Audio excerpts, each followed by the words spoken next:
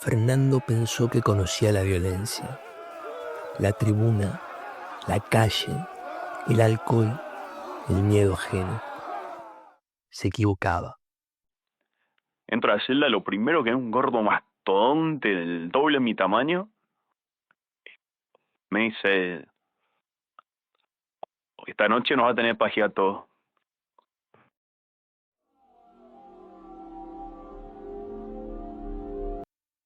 Eran 15, tal vez 16.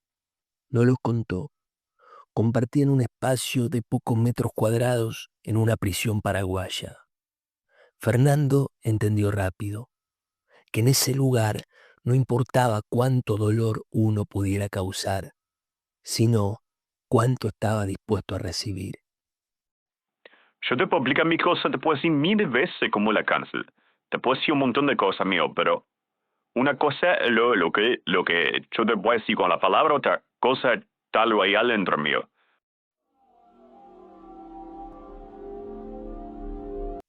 El tiempo es un asesino. Hay días que transcurren en el pasado. Por ejemplo, hoy es un domingo de fines de los años 90. Fernando está en el paravalancha de la tribuna de un club del ascenso de Argentina.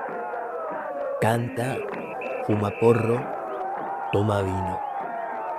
Está envuelto en una bandera que aprendió a querer de chico. Apenas llegó a Buenos Aires. La tela le tapa el cuerpo. La masa lo protege. Sin embargo, hoy es un lunes de invierno de 2007. Fernando lleva 3 días sin dormir. Entra armado a una farmacia de Asunción. Algo sale mal. No podía no salir mal. Aparece la duda. Y si dudas, perdiste.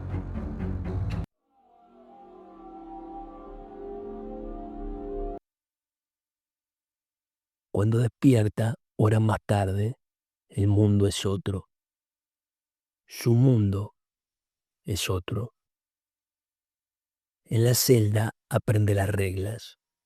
No mirar de frente, no preguntar, no explicar. Aprende que el cuerpo es una cosa que se usa, que se presta, que se entrega antes de que lo tomen. Afuera, ese cuerpo haya servido para empujar, golpear, aguantar. Acá no sirve para eso. Acá sirve para negociar. Fernando no piensa en el deseo, piensa en el cansancio, en el hambre, en la posibilidad de cerrar los ojos sin que algo peor ocurra.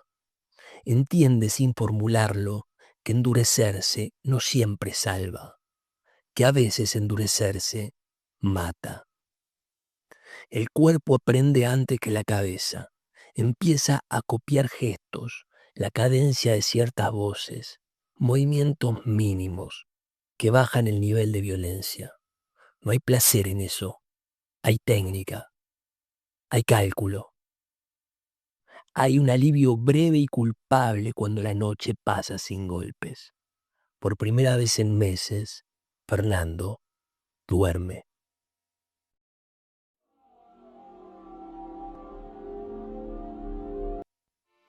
Fernando es correntino, cree en el gualicho, cree que vivió una parte de su vida engualichado, no como metáfora, como hecho, algo que se le metió en el cuerpo y empezó a torcerlo todo.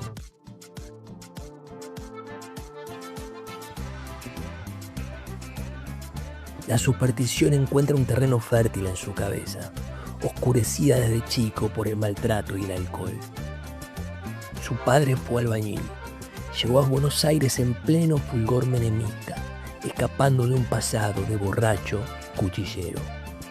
Cayó en el alcohol 1.000 veces. El conurbano terminó de diluirlo entre bolsas de cemento, changas mal pagas y promesas de progreso siempre a punto de cumplirse. Como si levantar paredes fuera también una forma precaria y obstinada de reinventarse. Antes de colgarse de los durmientes de un puente, en Charata, dejó una carta. A Fernando, a su madre, a su hermano, poco más los culpaba de haberle arruinado la vida. Fernando lo dice sin emoción muchos años después. Y es muerto está, no se pierde nada con ese hombre.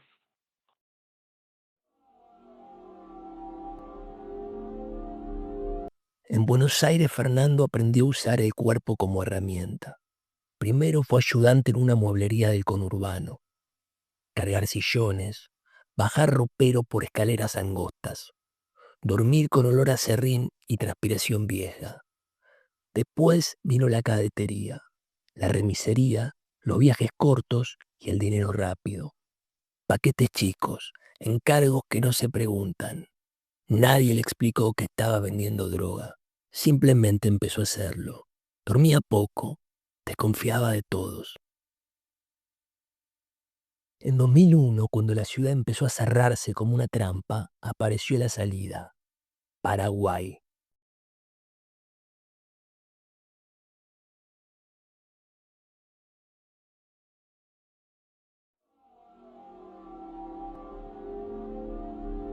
Un amigo de un tío hablaba de un trabajo seguro, de plata en guaraníes, de empezar de nuevo.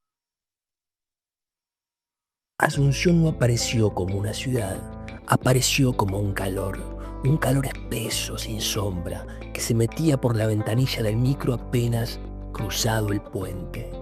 Fernando bajó con una mochila liviana y la sensación de haber llegado tarde a algo que todavía no entendía. No había nadie esperándolo. El amigo del tío no atendía el teléfono. La terminal olía a gasoil, a sudor viejo, a fruta pasada. Caminó sin rumbo un rato, como si la ciudad fuera a reconocerlo. No lo hizo. En Buenos Aires había aprendido a desaparecer, y en Asunción aprendió que también se puede desaparecer a plena luz del día. Esa primera noche durmió en una pensión sin nombre, pagando por adelantado. El ventilador giraba lento, como si también dudara. Pensó en el trabajo prometido, pensó en la mano apoyada en su hombro, pensó en volver. No volvió.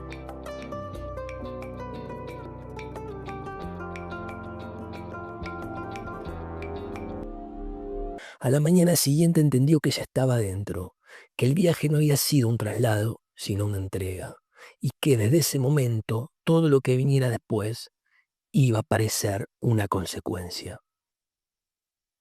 El primer trabajo en Asunción no fue el prometido. Fue limpiar, barrer, alcanzar cosas, esperar.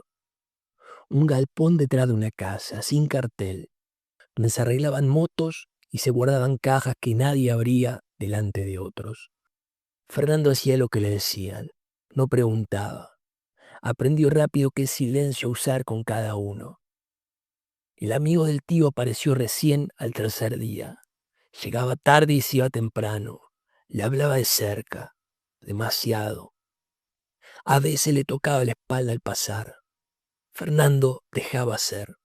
Pensaba que era parte del trato, aunque nadie lo hubiera dicho en voz alta. Le pagaban poco y mal, en efectivo, siempre incompleto.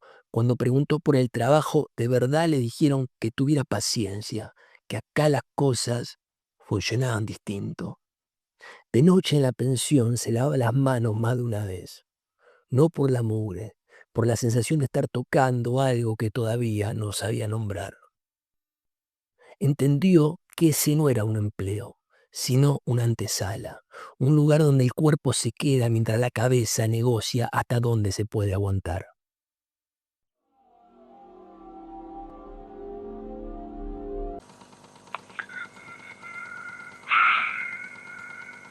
No me pasó una sola cosa. Me pasaron muchas cosas. Por ahí clave en el tiempo y son unas cosas que le pasan a cualquier persona. No había, pero yo siento como que me pasaron todas juntas. Y yo me dejé pasar y... porque si no, no salía de ahí. Han pasado muchos años y todavía no sé si salí. Sinceramente, no sé si he podido salir. Más allá que soy mejor que necesario dentro de lo económico en los lugares que puedo moverme, pero vamos a ir sale eso, de esa experiencia.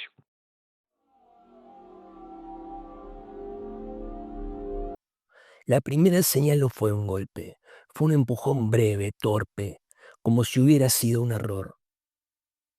Uno de los tipos del galpón, el más joven, el que sonreía sin motivo, lo sacó del camino para pasar con una caja y lo hizo contra la pared.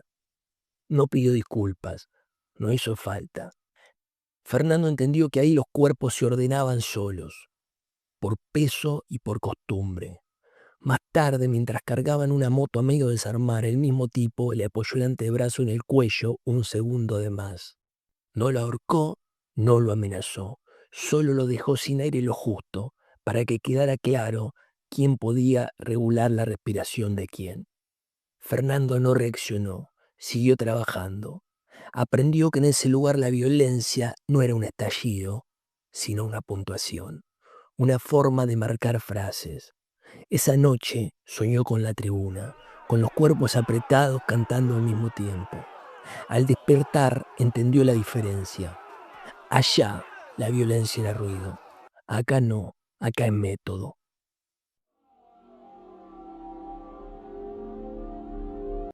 La decisión no fue heroica ni desesperada, fue práctica.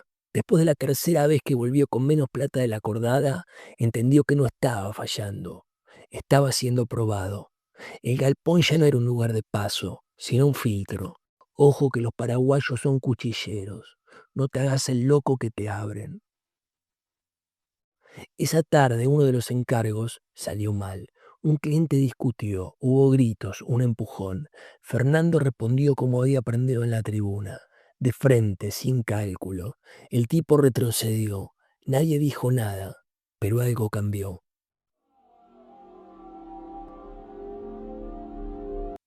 El arma apareció como aparecen las cosas que ya estaban decididas. Un revólver viejo, pasado de mano en mano, sin historia clara. Pesaba menos de lo que esperaba. Eso fue lo que más le inquietó. Dice que no pensó en disparar, pensó en evitar, en que la violencia bien administrada podía ahorrar discusiones, en que mostrarla a tiempo era una forma de orden. Cuando salió rumbo a la farmacia llevaba 3 días sin dormir, el cuerpo cansado, la cabeza liviana. No estaba nervioso, estaba convencido, como si todo lo anterior, Buenos Aires, la tribuna, el galpón, el calor, hubiera sido entrenamiento para ese gesto preciso, meter el arma en la cintura y cruzar la puerta.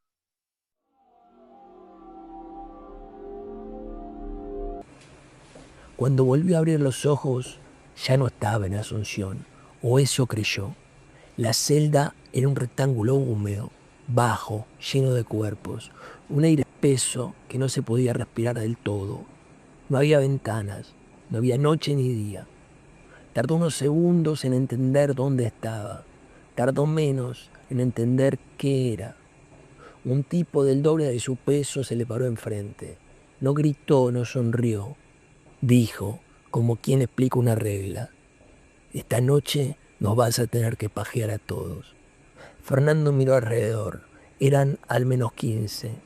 Algunos sentados, otros parados, otros acostados en el piso. Nadie parecía sorprendido. Nadie parecía apurado. Ahí entendió que la violencia que conocía, la tribuna, el empujón, el arma, era apenas un idioma rudimentario. En ese lugar se hablaba otra cosa. No hubo resistencia, no hubo valentía, hubo cálculo, el cuerpo aprendiendo en segundos, hasta donde podía ceder para seguir existiendo.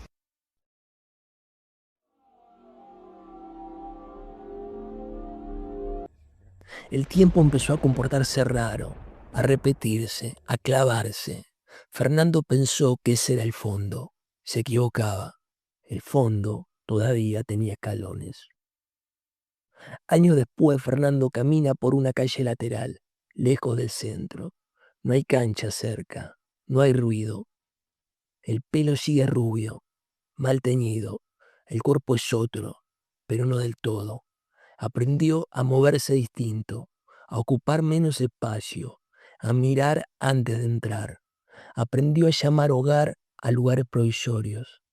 Nadie le dice Fernando, nadie le pregunta por el pasado. El nombre nuevo no borra nada, apenas ordena. A veces pasa frente a una farmacia y no entra. A veces escucha una hinchada en la radio de un colectivo y cambia el dial. No por miedo, por economía. No volvió a la tribuna, no volvió al galpón, no volvió a Paraguay. La violencia ya no es un idioma que hable, pero sigue siendo el acento con el que piensa. El cuerpo, ese mismo que cargó muebles, paquetes, culpas y amenazas. Ahora es otra cosa, una frontera prendida a la fuerza. Fernando, lo que queda de Fernando, no se salvó, pero sobrevivió cambiando de forma. Y a veces eso es lo único que hay. Es que Fernando no cambió de vida, cambió de cuerpo para seguir vivo.